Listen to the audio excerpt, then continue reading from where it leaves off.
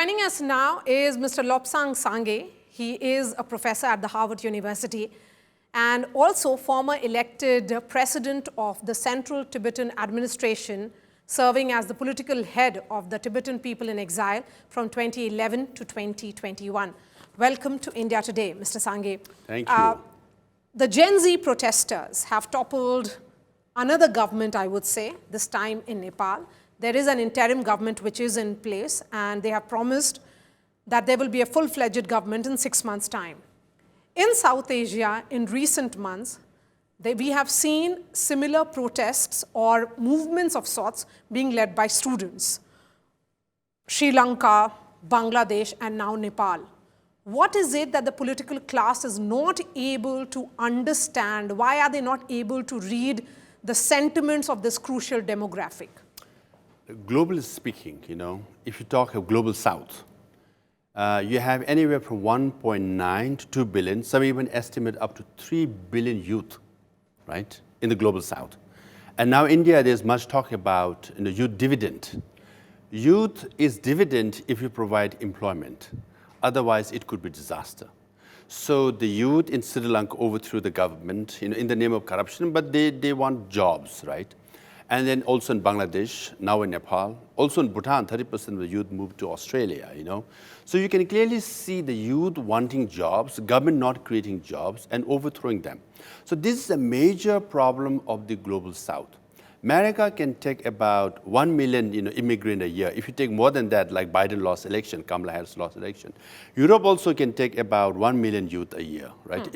Immigrants, right? And then there's anti-immigrant movement going on. And Arab countries can take 1 million. So up to 3, at most 5 million youth could be taken by all these countries. But then to generate 2 billion employment for youth is a major, major challenge. That's why even in China, 40% of the youth are unemployed. So unemployed youth, what we say is idle mind is, a devil's workshop. Devil's workshop. And that's what you do, and you overthrow governments after governments, And Nepal is a major issue. There's Nepocades and there's corruption. All these are relevant. But corruption is relevant in Asia. Let's face it, whether you're a ruling party or opposition party, But then this is a challenge where there's so many youth not having employment, and the government is corrupt and leaders are corrupt, and they're overthrowing one government after another. So it's a big lesson for the leaders in the global south. You better create jobs. And these are anti-establishment movements. So they are generally of the opinion that the political class seem to have failed them. Yeah. Yes, now, if you take a broader context, let's say Arab Spring. Yes. Hosni Mubarak was considered autocratic, corrupt in Egypt. He was removed. But then, removing dictators or corrupt leaders is one thing. Replacing them is very difficult. Who replaced Hosni Mubarak? General Sisi. He's worse than Mubarak, okay? And you go further, Tunisia, right? And then the Tunisia, the president was removed by, again, youth, Who is replacing him? Said. He's considered more draconian than the previous, the autocratic leader. So you go through Arab Spring, you go anywhere in the world. Removing dictators is one thing. Replacing them is a very big challenge. So this is what Nepal will face. This is what Bangladesh will face. This is what Sri Lanka will face. Because you have removed all the, now opposition included, or you have removed all the leaders. Yes. Now the Gen Z, they have to form a government. Yes. Forming a government is very difficult. Governance. They have an interim government now. Interim government for 6 months. Sushila Karki, and yes. 6 months. And within 6 months, parties have to be formed. Election had to be fought, right? Yes. So the mayor of Kathmandu is very popular. But then, he's yet to go through, election is like you have to feel the pulse. You have to connect with the people, To connect with 35 to 37 million people in, Nepal for a mayor of Kathmandu is a major challenge, And then they will have set of challenges on its own. Now, let me give you another, not to make it a historical lesson. For example, Lech Walesa, the solidarity leader of Poland, right? That's right. He got Nobel Peace Prize. He was called the father of Polish democracy. Okay, he got elected as the president first term. He lost election second term. In third term, when he ran, he just got 1% of the vote of Polish people, because governance is one thing. Replacing and removing dictators are all different things. So this is what Nepal will go through. And Gen Z people, those who are there, they have to be patient then. They have to really learn from all these lessons and make sure that they're able to sustain, not just for one term, 2, 3, 4 terms, then they can clean the system, and then they will have least corrupt and very efficient government, which can provide jobs for people. Besides Nepal, I want your opinion also on one critical event which happened a few weeks ago. This is about the SCO summit, where Prime Minister Modi and Xi Jinping actually shook hands. And they have hoped for a better future, certainly. They are hoping that there would be more partnership in this relationship between India and China. How do you view this? This thaw, which is now visible between India and China. Now, there's one, we can look at it short term, and you can look at long term. Short term, perhaps because of the tariff conflict with America, especially with President Trump.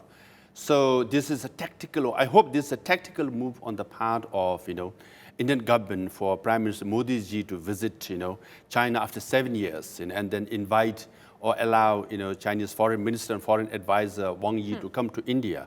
I hope this is a tactical maneuver, not a strategic shift. If it is a strategic shift, then you must look at long term. In 60 years, itna baar dhokha diya hai Bharat ko na. From Chinese side, how many times, from 62 war to Doklam to Galwan, you just name it, right? So many times China has betrayed India, primarily because China wants to be number one in the world. To be number one, you have to be number one of the region of Asia. You have to make sure the number two is nowhere near you. So, China has encircled India in Pakistan, Nepal, increasingly so in Nepal, Bangladesh, Maldives, Sri Lanka, you just name it, right? So there are more areas of conflicts, primarily because China wants it that way, right? Other than that, what is there? Even a trade. There's trade deficit on the part of, India, right? India is buying more goods from China. Border tension, right? You occupy Palm, the Tibet, go after 5 fingers, they're coming. Nepal, Bhutan, Sikkim, Arunachal Pradesh, and Ladakh, they're coming, and they have built more villages in the border areas, right? So, if you look at from all angles, there are more conflicts with China, and China has taken advantage and pressed India and all the neighboring countries of India than India has gained in the last 60, 70 years. So that should be the lesson. Okay, so great degree of caution should be exercised in this Definitely. what you're suggesting.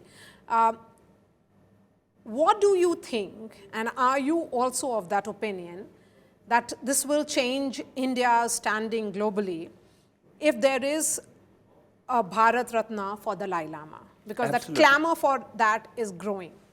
Absolutely. I've been saying it for many years, and all the Tibetans feel the same, because His Holiness has gotten almost all the biggest, most prestigious awards there is in the whole world, right? Nobel Peace Prize, Templeton Prize, Congressional Gold Medal. Every university has given him honorary degree. Every mayor has given him a city, key to the city. You just name it, right? He has around 150 some awards, maybe more than that if you include the regional and the local awards. Only missing is Bharat Ratna. Now, if you go through the names of all the Bharat Ratna awardees, there are many deserving people. But if you compare His Holiness Dalai Lama with any one of them, he should be among the top 3. Okay. So, it will do good for India also. Especially, it will also do good for His Holiness in emotional sense, because he says, I'm proud son of India. He's so proud.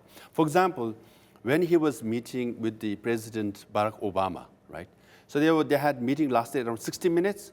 For 45 minutes, he was talking about Nalanda tradition of India, So all his advisors, people, we always say, His Holiness, could you talk something about Tibet, do some fundraising? But he is so proud of India, and, he definitely deserves it. And then, in fact, if His Holiness Dalai Lama gets Bharat Ratna, it will add prestige and internationalize Bharat Ratna itself. All right, Mr. Sangay, really appreciate your time. Thank you for speaking. Thank you so much. Thank you.